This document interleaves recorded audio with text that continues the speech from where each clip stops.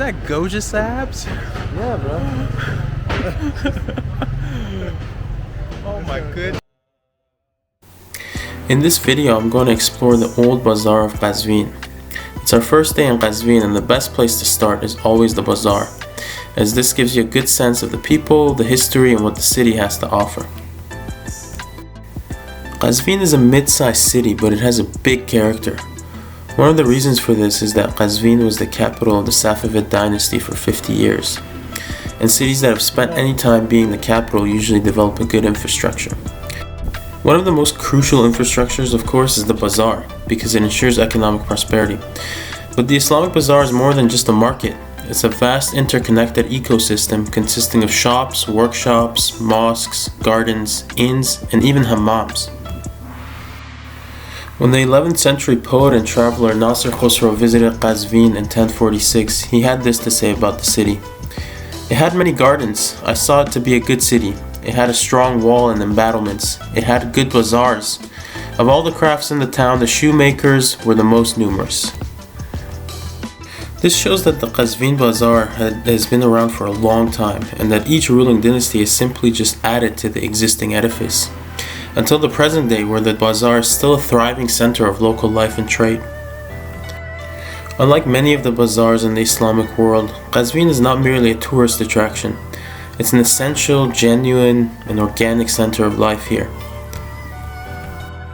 And today we're gonna go explore this bazaar and see everything it has to offer. So I'm with my friend Navid here, and he's the person in front of me. We first started in the fruit section of the bazaar.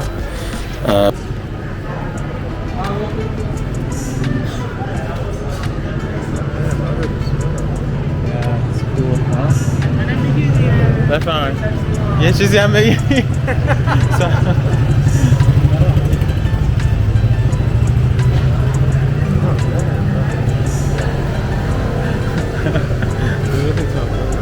That was funny. We're looking to get some Goja sabs and some sour cherries. It's also the season for sour cherries.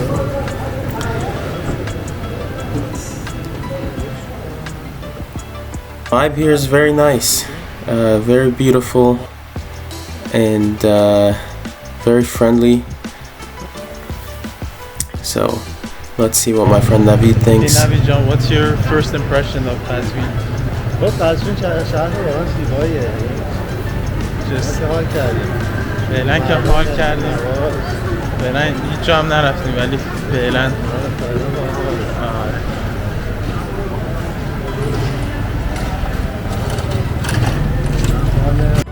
So the bazaar is very family friendly, and you find families here doing their shopping.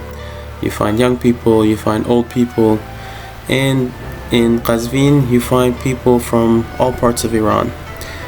It's situated between the western part, the Turkic and Kurdish part, and the rest of the country, and so you find people from all parts of Iran here. And you see that diversity in the language and the dress.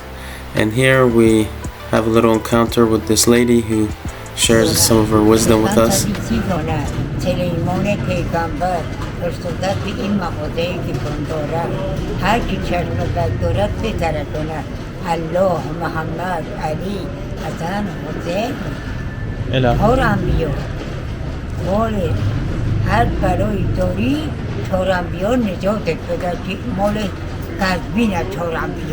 الهی آمین. کدوم چهار انبیا از قزوینن؟ So next we go out to check out the serays. A seray is basically a section of the bazaar dedicated to a specific product or craft. So they'll be grouped by section. The rug section, the jewelry section, and any craft you can think of. Nowadays it's a bit mixed because of course we have modern products and there's a bit of mixing going on, but in the olden times each section was dedicated to a specific craft, and these crafts would form groups called guilds, and these guilds were like a brotherhood in olden times, and they would basically live together, and they would do business together, and they would even have their own elders and spiritual elders that would give them the secrets of their craft. So these dome-like structures over the bazaar, these are to maximize the airflow, and the bazaar is very cool even though the outside temperature is quite hot. So these help keep it cool, and the hole in the middle allows the light to come in to keep the bazaar lit, and you don't need light bulbs. So here we go into a huge serai.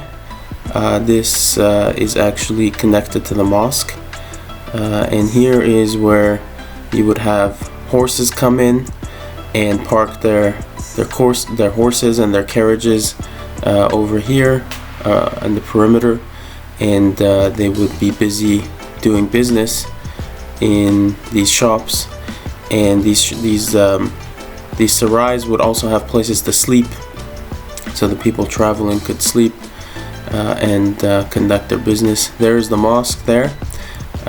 Again, as you can see, the bazaar is a very holistic environment. It's like a universe. It's a world unto itself, and it has everything. Places to buy and sell, places to pray, places to eat, and you can really just spend your whole life in the bazaar, and that's what it's meant for. It's a space for living.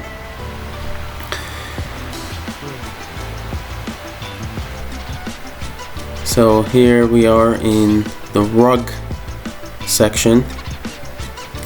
You'll see tons of rugs splayed out here. You can really smell the wool and the dye as the sun shines down on it from above. Again, you have these beautiful domes and arches, and it's quite mesmerizing. This is what is lacking in modern shopping centers, these modern malls, this kind of beauty. Even though it's, you see, it's not extremely organized, but one feels a sense of peace and calm here. And there's even little friends like this that hang out.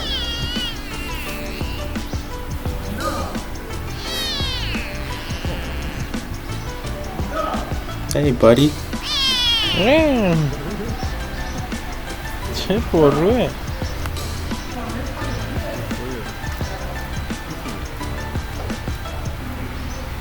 چه چیز جالبیه.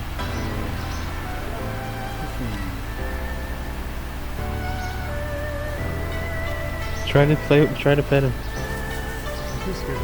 Yeah.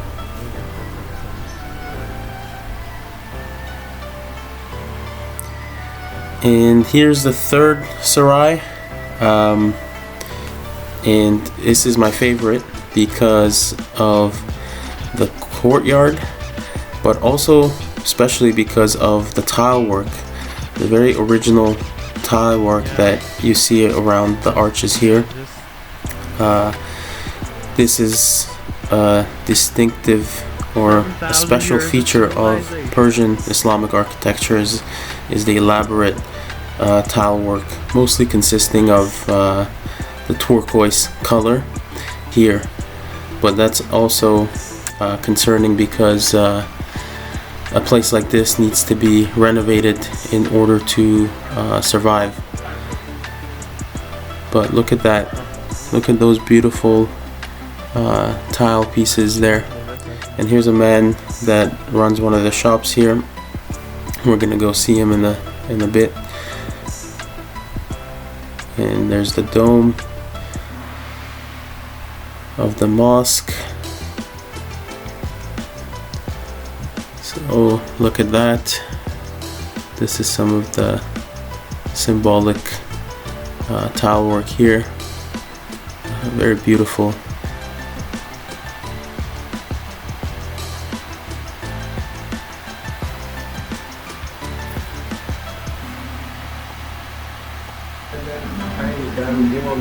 And we're gonna head inside the shop here.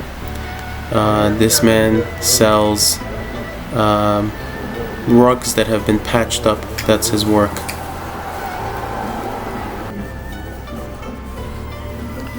بریم سمت سعد و دوله. سعد و دوله بود اسمش؟ سعد و صنعت. اینجا کارگاه‌های بعدی. آها. اونجا که آها.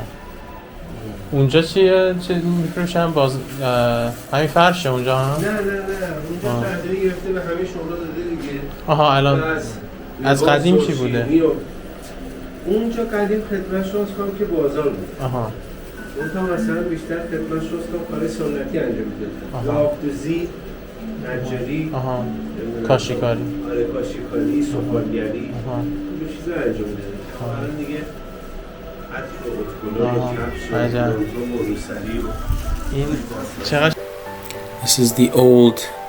This is a picture of the saray back in the day. You can see the carriages, and on we go to the mosque. This is the central mosque of the bazaar, and it is a beautiful one. Here's the gateway arch and the hallway there, and let's go inside and have a look.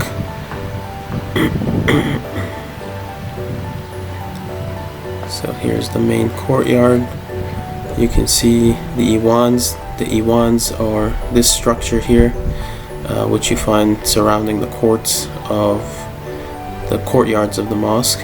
There's 4, so there's one, there's the other one across it. There is another one here. Usually they are symmetrical in shape, but the designs, the tile work will be different.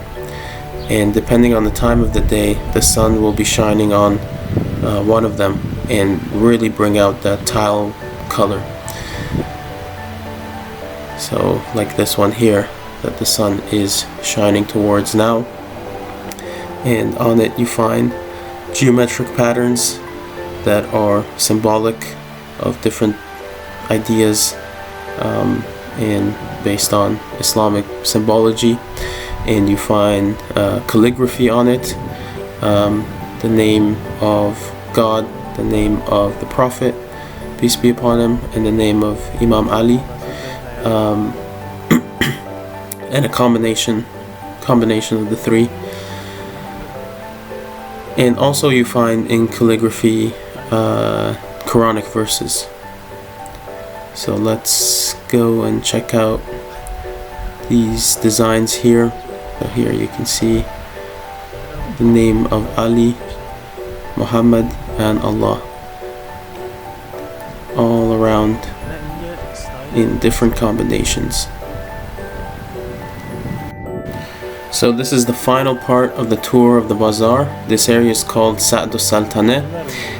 This area has been recognized as a UNESCO World Heritage Site, and UNESCO basically paid for it to be renovated.